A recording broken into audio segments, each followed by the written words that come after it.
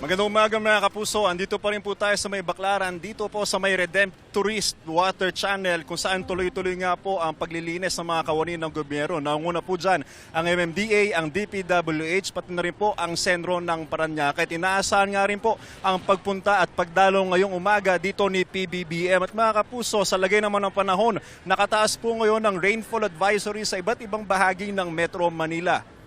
Ayon sa Pag-asa, asahan na po ang malalakas na ulan sa Quezon City, Parañaque, Las Piñas, Pasay, Maynila, Navotas, Malabon, Caloocan, pati na rin po sa Valenzuela. Apektado rin po ilang panig ng Laguna. Inaasahang ulan sa mga nasabing lugar ay epekto pa rin po ng hanging habagat. Ayon po itong lahat sa Pag-asa. Tatagal po ang nabanggit na heavy rainfall warning hanggang alas 8 ngayong umaga. Maging alerto po mga kapuso mula po dito sa Baclaran, dito po sa may Redemptorist Water Channel. Ako po si Anjo Pertiara. Know the weather before you go. Para Mark Safe lagi, mga kapuso.